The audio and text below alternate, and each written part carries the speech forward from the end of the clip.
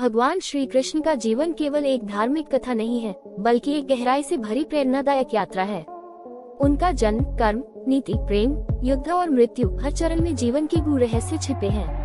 श्री कृष्ण की मृत्यु भी एक साधारण घटना नहीं थी, बल्कि 3 श्रापों का परिणाम थी, जो हमें ये सिखाते हैं कि किसी भी महापुरुष को भी अपने कर्मों का फल भोगना पड़ता है, चाहे वह भगवान ही क्यों न हो। इस कहानी के माध्यम से हम जानेंगे कि वह 3 श्राप कौन से थे और श्री कृष्ण की मृत्यु क्यों हुई, और इससे हमें जीवन के कौन से प्रेरक संदेश मिलते हैं। प्रारंभ, एक अवतार जो कर्मयोगी था। श्री कृष्ण ने जब पृथ्वी पर अवतार लिया तो उनका उद्देश्य था अधर्म का नाश और धर्म की स्थापना। महाभारत युद्ध के माध्यम से उन्होंने पांडवों को विजय दिलाई, लेकिन युद्ध के अंत में कुरुक्षेत्र की धरती खून से लथपथ हो गई। लाखों सैनिकों की मृत्यु हुई, जिनमें से कई धर्म के मार्ग पर भी थे। श्री कृष्ण ने स्वयं युद्ध नहीं लड़ा, परंतु उनके मार्गदर्शन से पूरी रणभूमि का संचालन हुआ। उन्होंने गीता का उपदेश दिया, जो आज भी दुनिया की सबसे गहन प्रेरक शिक्षाओं में से एक है। फिर भी कर्मों का फल उन्हें भी भुगतना पड़ा। पहला श्राप, गांधारी का श्राप। महाभारत के युद्ध के बाद जब धृतराष्ट्र और गांधारी पांडवों से मिलने आए, तो गांधारी ने श्री कृष्ण को देखकर क्रोधित होकर कहा, हे वासुदेव, तुमने ये सब होते हुए भी कुछ नहीं किया। तुम ये सब रोक सकते थे, पर तुमने ऐसा नहीं किया। तुमने युद्ध का समर्थन किया, इसलिए जैसे मेरी 100 संतानें मारी गयी, वैसे ही तुम्हारा यदुवंश भी नष्ट होगा। श्री कृष्ण ने ये श्राप स्वीकार किया। उन्होंने मुस्कुराकर कहा, माता, आप सत्य कह रही हैं। हर वंश को एक दिन समाप्त होना ही है। जो उत्पन्न होता है वह एक दिन नष्ट भी होता है। इस श्राप ने श्री कृष्ण की मृत्यु की ओर पहला कदम बढ़ा दिया। गांधारी का श्राप एक चेतावनी थी, कोई भी व्यक्ति, चाहे कितना भी शक्तिशाली क्यों न हो, अपने कर्मों से मुक्त नहीं होता। दूसरा श्राप, ऋषि दुर्वासा का श्राप। एक बार श्री कृष्ण ने ऋषि दुर्वासा की सेवा करते समय उन्हें भोजन कराया। ऋषि दुर्वासा ने प्रेम पूर्वक श्री कृष्ण से कहा कि वे प्रसाद अपने पूरे शरीर पर लगाएं। श्री कृष्ण ने प्रसाद पूरे शरीर पर लगाया, लेकिन पैरों पर नहीं लगाया। दुर्वासा ऋषि अत्यंत क्रोधित हुए और उन्होंने श्री कृष्ण को श्राप दे दिया, तुम्हारे पैर ही तुम्हारी मृत्यु का कारण बनेंगे।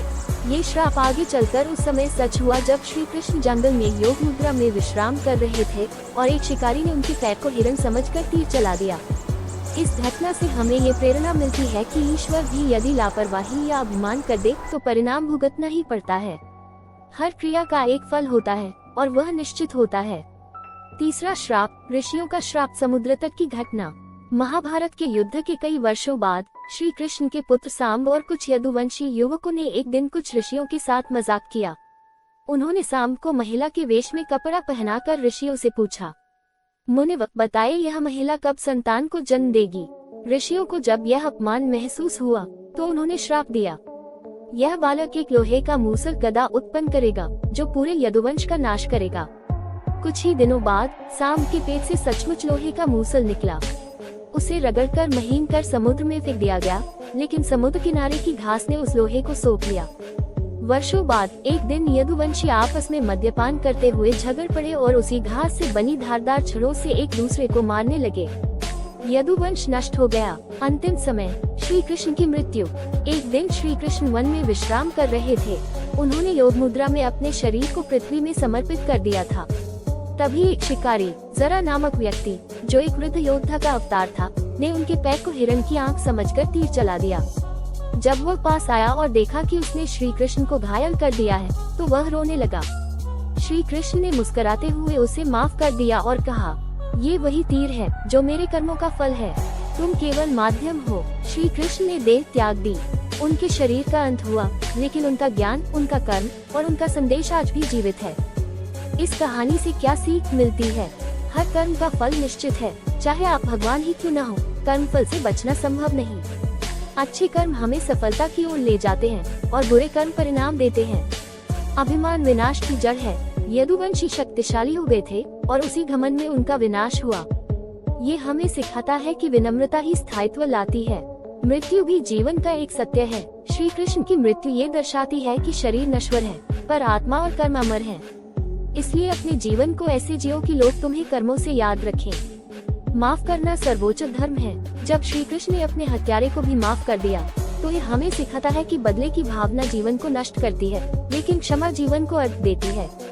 निष्कर्ष, श्री कृष्ण की मृत्यु केवल एक त्रासदी नहीं थी, वह जीवन के गूढ़ सत्य को उजागर करने वाला एक संदेश थी। ये हमें प्रेरणा देती है कि हम अपने कर्मों में सजग रहें, विनम्र रहें और जीवन में हर परिस्थिति को एक अवसर के रूप में देखें। क्योंकि अंत में जो हुआ अच्छा हुआ, जो हो रहा है वह भी अच्छा है और जो होगा वह भी अच्छा ही होगा। यही श्री कृष्ण का संदेश है।